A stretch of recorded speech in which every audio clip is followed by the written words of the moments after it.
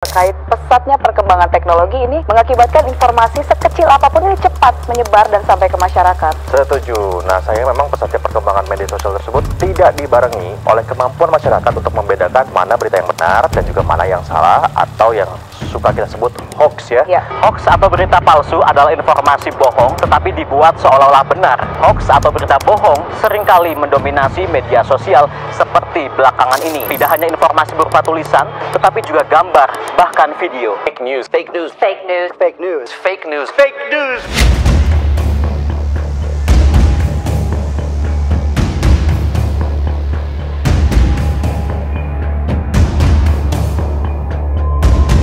Kita semua adalah sasaran empuk berita hoax dan negatif di internet. Kalau di media sosial nih, kita mau ngebedain mana berita bohong, berita bener, itu nggak gampang, cukup sulit. Karena selain ngomongin rasionalitas, ngomongin validitas, juga ada faktor komunalitas. Apa tuh komunalitas? Komunalitas ini merupakan faktor penggiringan opini, bisa gue bilang. Kita ini sebagai manusia akan cenderung percaya sama hal yang dipercaya oleh majority. Kan begitu? Komunal, ya kita kan manusia ini makhluk komunal. Ya kurang lebih ini ngomongin post-truth lah. Kalau ada sebuah berita bohong yang diomongin terus-menerus sama banyak orang, akhirnya jadi kebenaran, kan begitu.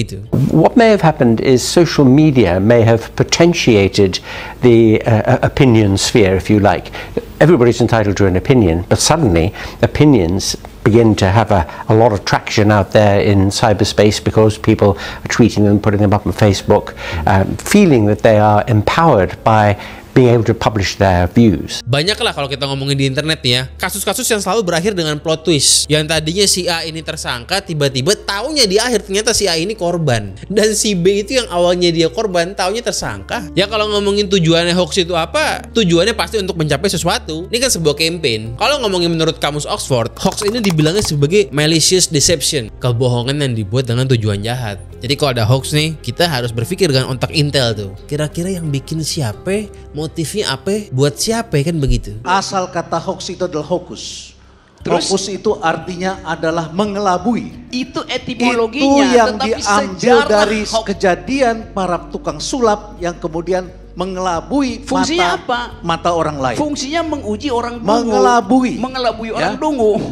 Apalagi kalau zaman politik kayak begini. Kalau ada hoax, tujuannya itu pasti buat jatuhin elektabilitas lawannya. Gimana cara mengenali hoax yang paling gampang? Kalau ngomongin hoax nih ya, satu benang merahnya adalah hoax itu outputnya pasti berita negatif. Jadi nggak ada tuh kita bilang hoaxnya berita baik, ngebayain orang, itu bukan hoax namanya. Mungkin gosip aja kali. Tapi kalau hoax itu pasti negatif. Misalnya tuh di Kaskus ada akun Fufafa, dia bilang ada orang nggak punya biji. Itu hoaxnya kan jelas-jelas outputnya itu negatif, sebuah keburukan. Nah kalau ngomongin sejarahnya hoax itu kapan ditemukan? Dari zaman awal mesin cetak ditemukan nih ya, udah ada tuh si hoax. Jadi kalau ngomongin mesin cetak 600 tahunan yang lalu itu, ya banyak orang nyetak-nyetak berita hoax udah ada.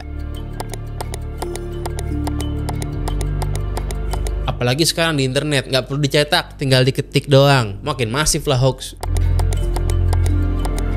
Kalau ngomongin bahaya mana hoax zaman dulu sama zaman sekarang, zaman dulu lebih ngeri sebenarnya sih. Zaman dulu tuh banyak orang jadi korban, nyawanya dihilangin cuman gara-gara dikira dia penyihir. Itu di Eropa zaman jahiliyah tuh begitu. Orang kalau dikira penyihir akhirnya disikat. Zaman dulu tuh diperkirakan ada 30-60 ribu orang yang dituduh penyihir terus disikat sampai modar. Promoted by the printed word, witch hunting spread virally through Europe during the Counter-Reformation as competing Catholics and Protestants sought to attract new followers by demonstrating their prowess at exposing witches. With books like Hopkins's spreading stories of witchcraft, over the course of a century and a half, some 40,000 people, mostly women, were put to death on bogus charges. Ya kalau ngomongin penyihir ya nggak ada yang penyihir lah. Semuanya orang biasa, cuman karena ada hoax bahwa dia penyihir akhirnya dia disikat. Sama kayak zaman tahun 65 misalnya ada hoax nih si ini PKI akhirnya disikat-sikatin. Nah, itu kan hoax juga. Ya mungkin ada yang beneran PKI, tapi tidak semua yang dituduh adalah PKI. Jadi hoax itu bisa sepenuhnya kebohongan, bisa juga dibikin separuh kebenaran, separuh kebohongan. Seperti omongan Dajjal. Omongan Dajjal tuh begitu kan kalau kita ngomongin serial akhir zaman nih. Dajjal itu kan membalut kebohongan dalam kebenaran. Nah itu tuh hoax terbaik tuh. Karena kalau berbalut kebenaran, orang tuh jadi bingung. Ini benar apa bohong ya? kok kayak bener. Nah begitu. Ya kalau kita ngecekin Twitter, TikTok segala macam, hoax tuh banyak banget lah. Mau ngomongin yang ngancurin citra instansi, citra brand orang, mau ngomongin personal, macam-macam banyak. Nah judul ini juga termasuk hoax, karena banyak iklan-iklan judul tuh yang bilang klik link ini Anda akan auto menang. Itu kan hoax. Judul tuh nggak bisa menang, judul pasti kalah. Mana ada judul menang? Yang menang ya bandarnya lah, itu kan hoax juga. Menurut data Pusat Pelaporan dan Analisis Transaksi Keuangan PPATK, masyarakat yang terlibat judi online mampu menghabiskan 70% gajinya untuk bermain judi online. Penggunaan dana judi online dibandingkan dengan penghasilan, jika kita lihat penghasilan orang dibandingkan dengan berapa yang dia pakai itu sudah sampai 69, hampir 70% penghasilan legal dia diperoleh itu untuk digunakan untuk judi online. Kalau dulu orang terima 1 juta hanya akan menggunakan 100 ribu, 200 ribu untuk judi online, sekarang sudah hampir 900 ribunya dia pakai untuk judi online. Orang yang main judul itu kemungkinan besar orangnya nggak rasional, karena dia irasional lah akhirnya dia ngeklik link-link hoax lebih gampang gitu. Orang yang lebih rasional akan lebih sulit dibohongin hoax. Bisa kena juga. Karena kan tadi gue bilang selain ngomongin rasionalitas, ada juga faktor komunalitas tadi tuh. Tapi kalau orangnya nggak rasional, nggak usah pakai komunalitas pun kemakan hoax juga. Ya untunglah sekarang nih menterinya Muhyiddin Hafiz. Ya sekarang kita udah mantap nih nangkep banyak oknum-oknum yang ngelanggengin judul di Indonesia. Mantap. Karena kalau sudah kecanduan, ya biasanya sulit mengatasi sendiri kalau nggak dibantu dari luar. Dan memang sayangnya orang yang kecanduan itu OTG, Mbak. Orang tanpa gejala kan mereka nggak sadar kalau mereka udah kecanduan. Itu salah satu problem. Makanya tapi kan orang tua, keluarga yang bisa mendeteksi itu biasanya, dan kemudian bisa mengatur atau bisa mengarahkan ke hotline online atau hotline semacam ini. Kalau nggak ada support sistemnya dan harus sendiri ya biasanya akan susah juga. Apalagi begitu serangannya begitu masif ya. 500 triliun itu sama dengan uang yang dipakai pemerintah untuk subsidi BBM. Kalau berita misleading apalagi ya. Oh ada juga tuh soal AMDK. AMDK ini singkatan dari air minum dalam kemasan. Sempat rame kan tuh beritanya di sosmed, dibilang bahwa AMDK ini mengandung BPA. BPA itu adalah bisphenol A. Ini sebuah zat sintetis. Zat yang biasanya nih ya terkandung dalam plastik. Itu bisphenol A tuh, BPA. BPA sendiri, bisphenol A nih, dia merupakan sebuah zat sintetis yang biasanya kebanyakan ditemukan dalam resin plastik yang digunakan buat ngebikin sebuah wadah. BPA merupakan senyawa kimia yang salah satu fungsinya ialah mengeraskan plastik. BPA digunakan dalam kemasan, wadah makanan, dan botol minum plastik. Ya BPA ini sering dipakai karena dia kuat, dia serbaguna deh. Nah hoaxnya ini bukan tentang kemasannya itu dibuat dengan bahan BPA, bukan. Jadi hoaxnya itu bilang di dalam air galon kemasan itu, si BPA zat yang membuat wadah galonnya itu larut di airnya. Akhirnya orang-orang yang minum air kemasannya, minum BPA juga, itu hoaxnya. Heboh lah segala macam sampai BPOM turun tangan. BPOM tuh sempat bikin aturan mewajibkan para produsen yang punya kemasan-kemasan polikarbonat itu mesti nulisin ada potensi BPA di kemasannya. Ya ini kan bisa bikin konsumen makin takut, makin ngacir yang ada. Tapi andai kita amati juga dari update-nya Pak Rahmat, di mana ini BPOM berencana menerapkan label BPA pada AMDK guna ulang polikarbonat. Anda melihatnya bagaimana terkait hal ini? Ini salah satu hal yang juga mengancam keberlangsungan berusaha ya. Kenapa? Karena kan tadi saya sebut sekoci penyelamat industri ini adalah galon guna ulang polikarbonat. Karena dari BPOM sendiri kita dapat informasi 96,4% dari galon nasional itu adalah galon guna ulang polikarbonat. Berarti 3,4% bukan galon guna ulang polikarbonat. Nah dengan kebijakan pelabelan kalau ini dikeluarkan, ini sudah pasti akan membunuh galon ini. Karena pelabelan itu sangat sensitif ya.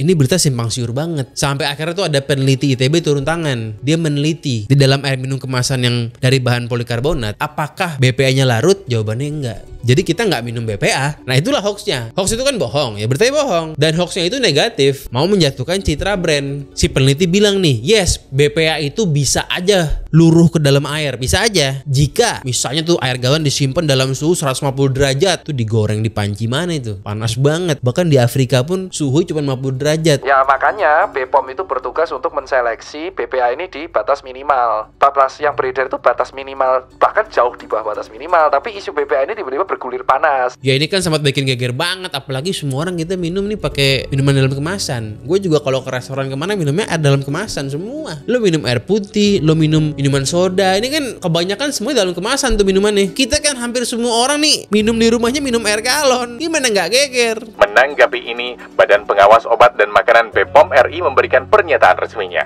Berdasarkan pengawasan BPOM, kandungan BPA yang ada dalam bahan pembuatan galon guna ulang terlalu rendah untuk menimbulkan bahaya kesehatan.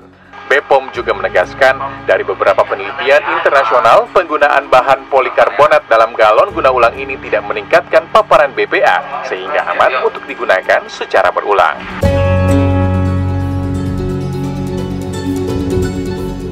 Lo ngapain bang ngalor ngidul gini bahas tentang hoax? Ya lagi pengen aja, ini kan tahun politik, banyak hoaxnya.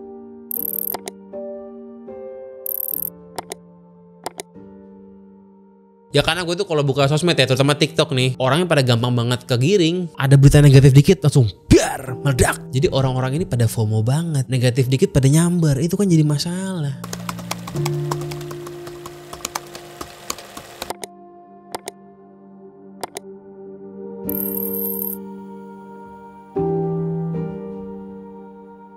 Apalagi kalau udah bawa-bawa personal, itu kan makin mantep tuh hoaxnya. Ya makanya gue nih meskipun gak suka sama paslon lain, misalnya nih kan sekarang gue lagi berpolitik nih, ya gue gak suka sama paslon lawannya pun gue gak nyerang personal, gue nyerang soal gagasan aja, soal program. Ya lu cek tuh di TikTok tuh, gue kan kalau TikTok kan ngupdate tiap hari, sehari bisa 2-3 kali video tuh. Ya ada nyerang paslon lawan, tapi gak pernah personal. Ngomong ini tentang program dia dan bukan hoax. Kalau kayak begitu boleh, itu namanya negatif campaign. Karena emang bener, emang bukan bikin hoax. Kalau black campaign baru tuh hoax namanya. Ngomongin tentang dia yang bohong, itu black campaign.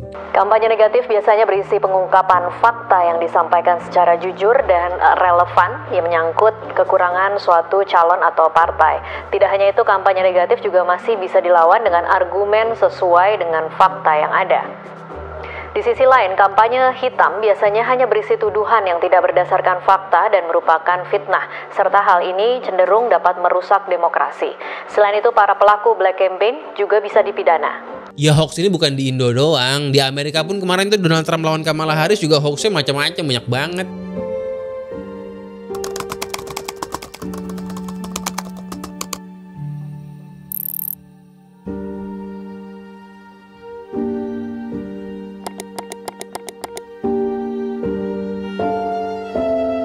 Jadi kita nggak perlu malu kalau kita ini sering kemakan hoax, ya wajar, karena di negara lain juga begitu juga. Negara maju juga orangnya banyak kemakan hoax, sama aja nggak beda.